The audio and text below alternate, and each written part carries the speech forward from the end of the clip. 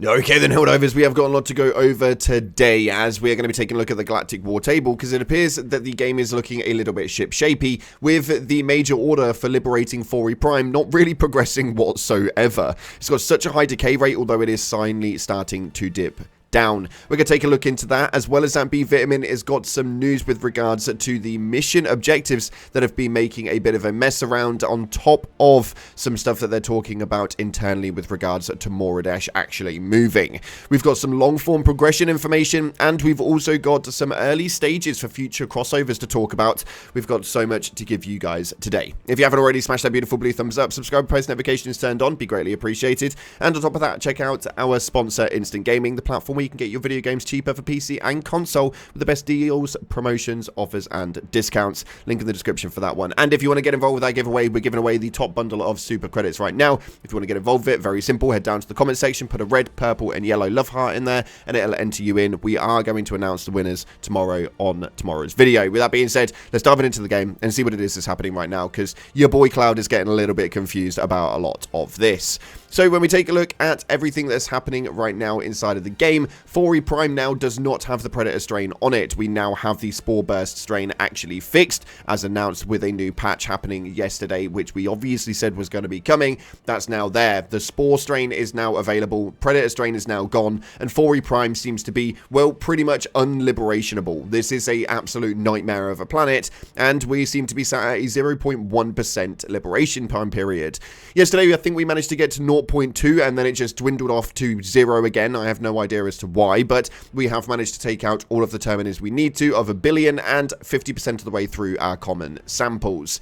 It seems that the major order is pretty much going to be a solidified 0% success rate. We're not going to be able to obtain that, and your superstore for the next 24 hours is looking pretty juicy indeed, so you guys can go ahead and grab hold of that, as we've now got the 3-page still moving forward, and everything seems to be working quite smoothly. So go ahead and make your purchases that you want to via your superstore. But taking a look at Fori Prime, it's a little bit of a weird one. When we take a look at the Helldivers companion app, we were sat at a 10% decay rate just yesterday, which has now dwindled itself down to around 8%. That essentially means that it should be easier to liberate, although with only 4 days left on the mark, it does seem that this is going to be pretty damn difficult unless they really drop the percentage of the decay rate going forward.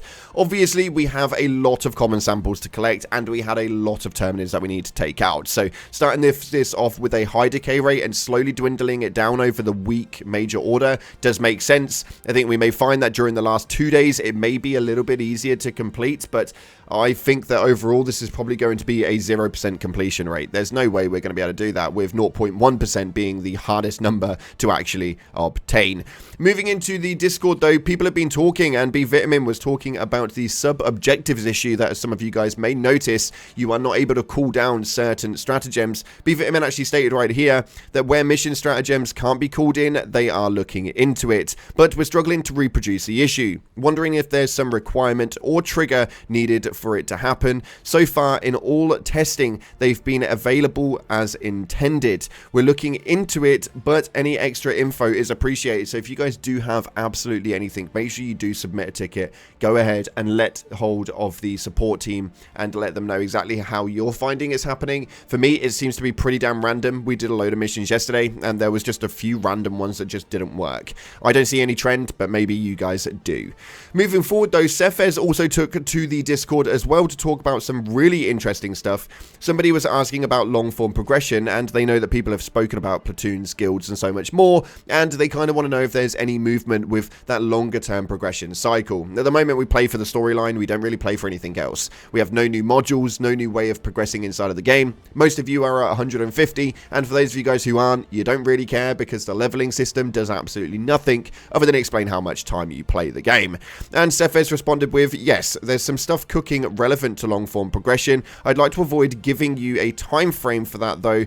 It'll come when it's ready. Now, as to what they actually mean by that, we'll have to wait and see. Long form progression can come in many different ways as far as unlockables and movement inside of leveling progressions. A lot of you guys have been talking about a prestige mode that you want to see come into the game, but we'll have to wait and see. So let me know if you guys could put in any long form progression. What would it be via the comment section below? You never know, your idea may actually be the right one. And we've also got some talk about about a future crossover event. Is there anything planned? People are stating that DRG would be a cool one, and Cephas stated right here that we're in the very early stages of something new. Now, obviously, when it comes to game development and how these early stages actually operate, the likelihood is we've probably still have months on the cards before we see anything in that. The early stages will probably be like the design operations. It means they do have a company involved though, which is a very good sign. As to what that crossover is going to be, we'll have to wait and see. I think DRG could definitely be on the cards, as there seems to be a lot of spotlight going on with that one at the moment, and both companies talking on social media with regards to actually making that one happen.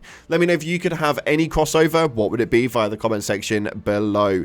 And we've also had a bit of an issue with Moradesh. This is the next planet in line for the black hole to be attacking, and it appears that actually it's moving, which is really, really strange. B-Vitamin approached this one right here, stating, I can see a conversation happening internally about Moradesh's aligned movement.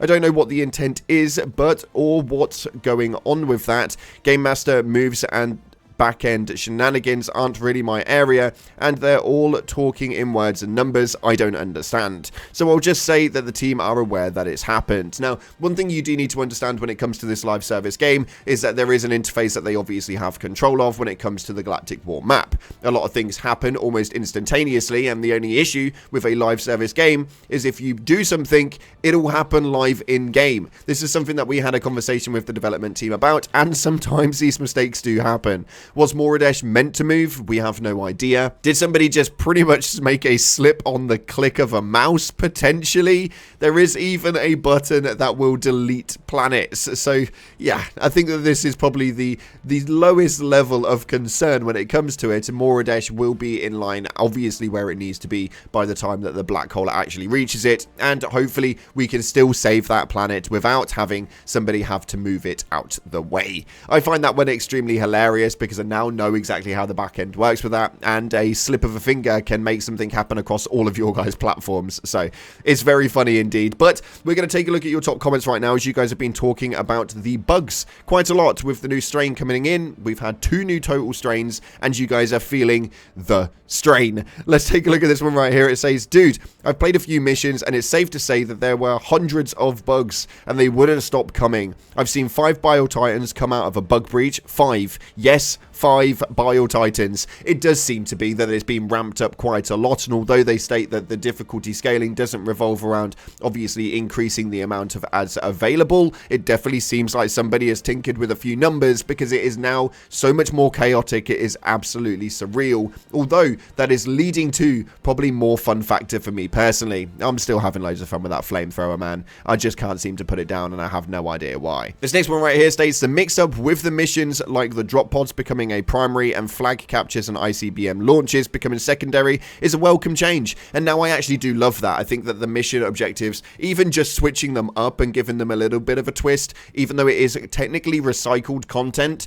for me, was a big enough change that I was definitely happy with. I don't think that this is going to be longevity-wise really big going forward, but it is a nice change around for now, at least inside of the gloom. And this next one states, the intensity of the bugs is giving me termicide flashbacks. I have no idea what you mean. I think that actually what we need to do to eradicate a load of these new strains is to probably put up some sort of tower, some sort of termicide tower that can release a load of gases and hopefully just dwindle out the gloom. I think that would probably be the best way to fix it. I mean, realistically, what's the worst thing that could happen? Nonetheless, so unfortunately, that's all we got time for today. Thank you so much again for watching, guys. I really appreciate all of you for all of the love and support you've given to the channel. Unfortunately, we may not be live today due to the fact of me having my children. I am literally a normal human being, but hopefully tomorrow we should be back with the live streams. Thanks again for watching, guys. If you haven't already, like, subscribe. Appreciate your faces, and as always, I'll see you in the clouds.